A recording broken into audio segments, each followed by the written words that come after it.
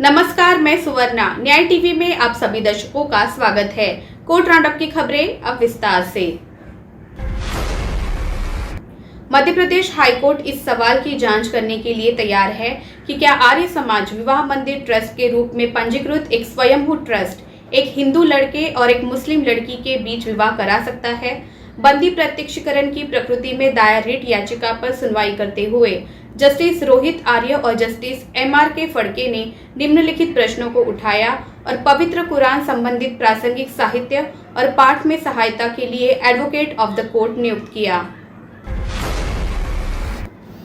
Justice Chandrachud ने कहा कि देश में बढ़ती मुकदमेबाजी की प्रवृत्ति राजनीतिक संवाद में धैर्य की कमी का संकेत है। इससे अधिकारों की प्राप्ति के लिए ऐसी ढलान बन गई है कि देश में अदालतें ही अधिकारों की प्राप्ति के लिए एकमात्र रास्ता समझी जाने लगी है।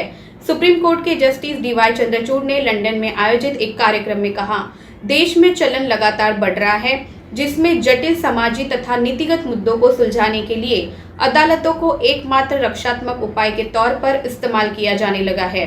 गौरतलब है कि जस्टिस चंद्रचूड़ इसी वर्ष नवंबर में भारत के प्रधान न्यायाधीश CJ बनने जा रहे हैं और उनका कार्यकाल 2 वर्ष का होगा। जस्टिस चंद्रचूड़ ने लंदन के किंग्स कॉलेज में मानव अधिकारों की रक्षा और नागरिक स्वतंत्रता का संरक्षण लोकतंत्र में अदालतों की भूमिका विषय पर उनके द्वारा दिए गए एक व्याख्यान के दौरान ये टिप्पणी की।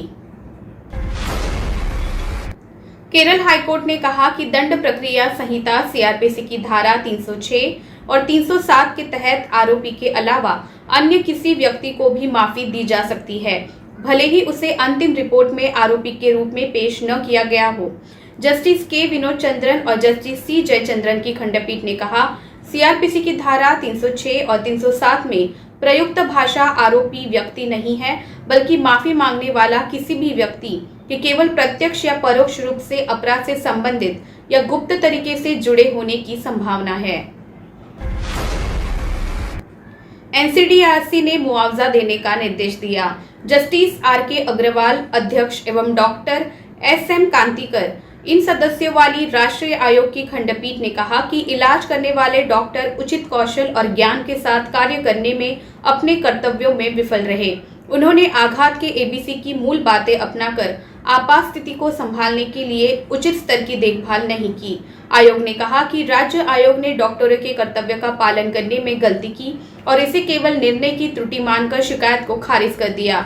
इस प्रकार ये निर्णय की त्रुटि नहीं है, बल्कि रोगियों का इलाज करने वाले डॉक्टरों द्वारा देखभाल के कर्तव्य का उल्लंघन है। सुप्रीम कोर्ट ने मंगलवार को कहा कि अग्निपथ भर्ती योजना पर पुनर्विचार के लिए केंद्र को निर्देश देने की मांग वाली एडवोकेट हर्ष अजय सिंह की जनहित याचिका PIL को भारत के चीफ जस्टिस के समक्ष रखे जाने के बाद ही सूचीबद्ध किया जा सकता है। जब जस्टिस CT रविकुमार और जस्टिस सुधांशु धुलिया की अवकाश पीठ दोपहर के भोजन के लिए जाने वाली थी, तभी याचिकाकर्ता के वकील ने पीठ से याचिका को सूचीबद्ध करने का आग्रह किया, जिसमें योजना के कार्यान्वयन पर रोक लगाने की भी मांग की गई है। उड़ीसा हाईकोर्ट ने माना है कि राज्य के सतर्कता विभाग को सूचना का अधिकार अधिनियम 2005 से पूरी तरह से छूट नहीं दी जा सकती है। इसने निर्देश दिया कि भ्रष्टाचार के आरोपों और मानवाधिकार के उल्लंघन से संबंधित जानकारी और विभाग द्वारा की गई गतिविधियों से संबंधित जानकारी जो संवेदनशील या गोपनीय नहीं है, RTI के तहत प्रकट की जानी चाहिए। Chief justice doctor S Muralidhar और जस्टिस राधाकृष्णन पटनायक की खंडपीठ ने उक्त टिप्पणी की। गुजरात हाईकोर्ट ने कहा कि भले ही प्राकृतिक अभिभावक होने के बावजूद सिंगल मदर अपने नाबालिग बच्चे की संपत्ति बेचने की कोशिश करती है, उस संदेह की नजर से देखा जा सकता है। इस आधार पर उसे प्रासंगिक सामग्री विवरण न होने पर ऐसी संपत्ति को बेचने की अनुमति से वंचित किया जा सकता है। जस्टिस उमेश A त्रिवेदी की एकल पीठ ने कहा, आवेदन में या पति की कमाई के संबंध में या मृतक पति के बैंक खातों के विवरण सहित उसके द्वारा छोड़ी गई बचत के संबंध में कोई बयान नहीं है। इस तथ्य के बारे में भी कोई उल्लेख नहीं है कि अन्य संपत्ति क्या है और वो संपत्ति आवेदन में उल्लिखित को छोड़कर पति के नाम पर या तो स्वतंत्र रूप से या परिवार के सदस्यों के साथ संयुक्त रूप से है। उन सभी आवश्यक और भौतिक वितरणों के अभाव में नाबालिग के हिस्से को बेचने की अनुमति नहीं दी जा सकती है। केरल हाईकोर्ट ने उद्योग और आंतरिक व्यापार को बढ़ावा देने के लिए विभाग को एक जीवन रक्षक स्तन कैंसर की दवा राइबोसिक्लिब के अनिवार्य लाइसेंस पर विचार करने का निर्देश दिया है। जस्टिस वीजी अरुण ने इस मुद्दे को संबंधित अधिकारियों द्वारा गंभीर विचार की मांग के रूप में पाया और संबंधित अधिकारियों से परामर्श के बाद इस मुद्दे पर एक तर्कसंगत आदेश पारित करने के लिए विभाग को एक अंतरिम निर्देश जारी किया।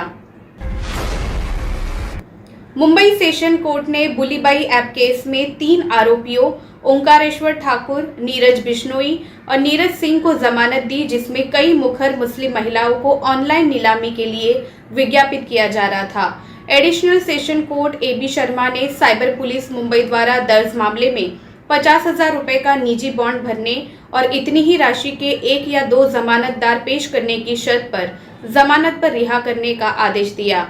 इससे पहले अदालत ने विज्ञान की छात्रा श्वेता सिंह 18 और मयंक रावत 21 और बेंगलुरु निवासी विशाल झा 21 को जमानत दी थी, जो उत्तराखंड के रहने वाले हैं।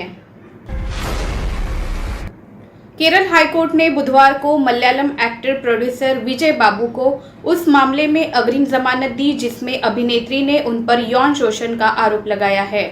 जस्टिस बेचू कुरियन थॉमस ने अग्रिम जमानत याचिका को इस शर्त के साथ स्वीकार कर लिया कि अभिनेता की सीमित हिरासत जांच अधिकारी को उपलब्ध होगी। अदालत ने पिछले हफ्ते मामले की लंबी सुनवाई की थी, जिसमें अभिनेता और शिकायतकर्ता के बीच व्हाट्सएप और इंस्टाग्राम मैसेजेस का विस्तार से विश्लेषण किया गया था, ताकि दोनों के बीच संबंधों का पता लगाया जा सके। अदालत के समक्ष पेश किए गए मैसेजेस की प्रामाणिकता पर संदेह करने वाली प्रस्तुतियां दी गई।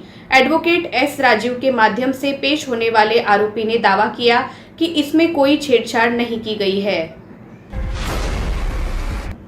फिलहाल बस इतना ही। अन्य खबरों के लिए जुड़े रहिए न्याय टीवी के साथ। नमस्कार।